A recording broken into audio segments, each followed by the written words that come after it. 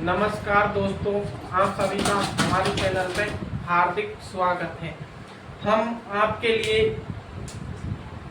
जो कि animal attendant की जो भर्ती आई है उसके लिए पर डे एक एक टॉपिक लेकर आएंगे। और आपको पिछली क्लास में हमने बताया था नाड़ी दर प्रति मिनट, और आज हम आपको कराने वाले पशुओं में श्वसन दर प्रति मिनट कितनी होती है। और जो एनिमल अटेंडेंट की भर्ती आई हुई है उसके लिए ये क्लास बहुत ही महत्वपूर्ण होने वाली है, तो आप बने रहिए और देखिए। आज हम आपको पढ़ाने वाले पशुओं में श्वसन दर प्रति मिनट। तो जो ऊंट होता है, पहले तो इधर लिख लेंगे पशुओं का नाम, पशु का नाम, और इधर इनके लिख लेंगे श्वसन दर प्रति मिनट। क्या? श्वसन दर प्रति मिनट। श्वसन दर प्रति मिनट। इधर एक तरफ पशुओं का नाम, एक तरफ श्वसन दर प्रति मिनट लिख लिए। तो सब में पहले हम लिखेंगे ऊंट की। जो ऊंट होता है हमारा, उसमें श्वसन दर कितनी होती है प्रति मिनट। तो ऊंट में श्वसन दर प्रति मिनट होती है 5 से 7। अब आपको पहले भी आपको मैं नाड़ी दर पढ़ाया था, उसमें बता चुका हूं कि ये आकार में ऊंट क्या होता है, बड़ा। तो जितना बड़ा होगा तो उसमें नाड़ी दर भी उतनी कम होगी और श्वसन दर भी कम होगी, दोनों ये ध्यान रखिए, ठीक है। फिर उसके बाद आएगा घोड़ा। घोड़े में 8 से 16 प्रति मिनट श्वसन दर होती है। फिर उसके बाद में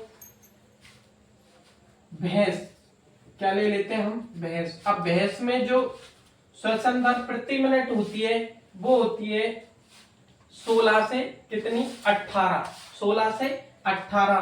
फिर उसके बाद में गाय आएगी, यानी गाय का जो श्वसन दर प्रति मिनट होता है, गाय का श्वसन दर प्रति मिनट 20 से 25, कितना, 20 से 25 प्रति मिनट श्वसन दर होता है गाय में 20 से 25 प्रति मिनट श्वसन दर होता है। फिर सुअर में, किसमें, सुअर में होता है 8 से 18 प्रति मिनट श्वसन दर। और भेड़ और बकरी में आपको बताया, भेड़ और बकरी की नाड़ी दर एवं श्वसन दर समान होती है दोनों में, भेड़ और बकरी में, भेड़ व बकरी में नाड़ी दर एवं श्वसन दर समान होती है। मैं आपको अगली क्लास में बता चुका हूं, जो भेड़ और बकरी में नाड़ी दर बताई थी मैंने आपको 70 से 80 होती है, यानी दोनों में समान होती है। इनमें श्वसन दर होती है 12 से 20 प्रति मिनट। और मुर्गी में होती है श्वसन दर 15 से 30 प्रति मिनट। अब ये छोटा पक्षी है, यानी तो सबसे जो छोटा होगा उसमें उतनी अधिक श्वसन दर अधिक होगी, और जितना बड़ा पशु होगा उसमें उतनी श्वसन दर कम होगी। जैसे कि आपको नाड़ी दर में बताया वैसे ही श्वसन दर में है, ठीक है।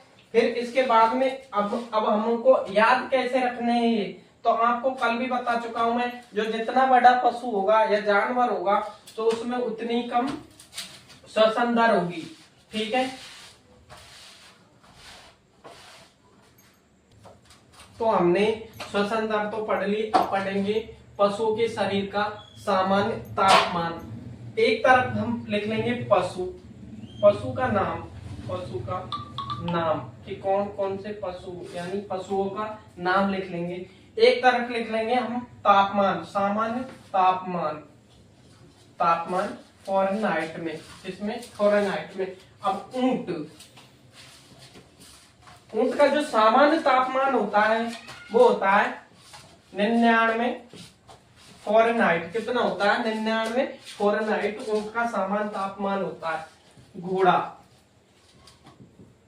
घोड़े का जो सामान्य तापमान होता है वो होता है 100.5 फ़ारेनहाइट। कितना होता है, 100.5 फ़ारेनहाइट घोड़े का सामान्य तापमान होता है।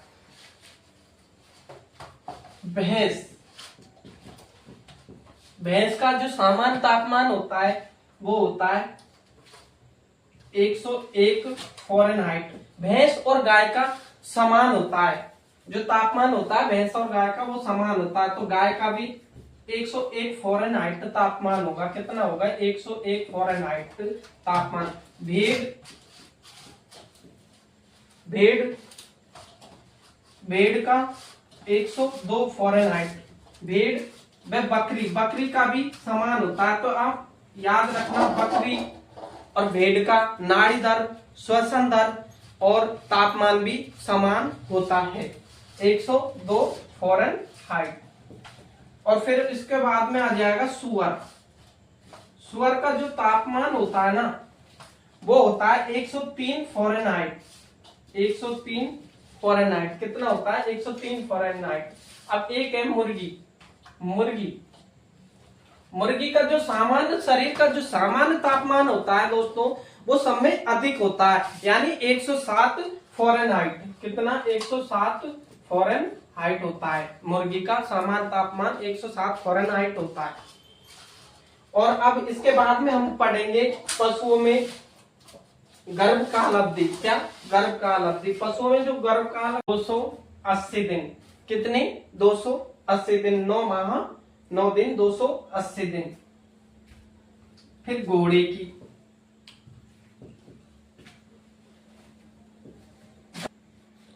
की होती है 11 माह प्लस 11 दिन, यानी कि 341 दिन। कितने? 341 दिन। इसमें लगा लेना दिन, ठीक है, मैं लिखना भूल गया, उसके लिए सॉरी। तो इसमें दिन लगा लेना। फिर उसके बाद में आ जाएगी सुअर की। सुअर की गर्भकाल अवधि होती है वो होती है 3 माह प्लस 3 सप्ताह। कितनी? 3 माह 3 सप्ताह प्लस 3 दिन बराबर 114 दिन। कितने? 114 दिन, ठीक है। फिर भेड़ का जो गर्भकाल अवधि होती है वो होती है 5 माह माइनस 5 दिन। 5 माह माइनस 5 दिन बराबर 145 दिन। अब इसके बाद में बकरी की, किसकी देखेंगे हम? बकरी की। भैंस की पढ़ ली आपने, गाय की, घोड़ी की, सुअर की और भेड़ की। इनको आप ऐसे करना, आप एक रफ या कॉपी में किसी में लिख करके आपको बार बार याद करने पड़ेंगे। जितनी आप प्रैक्टिस करोगे उतना ही आपको क्या याद होगा। इनको तो आपको रटने ही पड़ेंगे, ठीक है, रटने से ही वो होगा, क्योंकि इनकी कोई याद करने की कोई ट्रिक नहीं है कि भाई इनकी 10 माह 10 दिन मतलब 310 दिन, तो ये आपको रटने ही पड़ेंगे। रटने से ही क्या होगा? काम चलेगा। बकरी की जो गर्भकाल अवधि होती है वो होती है 5 माह प्लस 5 दिन, यानी 155 दिन। अब भेड़ की आपने देखा 5 माह माइनस 5 दिन। अब इसमें क्या किया? 5 माह प्लस 5 दिन कर दिए थे, यानी 155 दिन। और भेड़ में 145 दिन। ऊंटनी होती है उसकी जो गर्भकाल अवधि होती है वो होती है 13 माह प्लस 13 दिन। 13 माह 13 दिन, यानी 390 दिन। और हथनी होती है, यानी हथनी होती है उसकी होती है 21 माह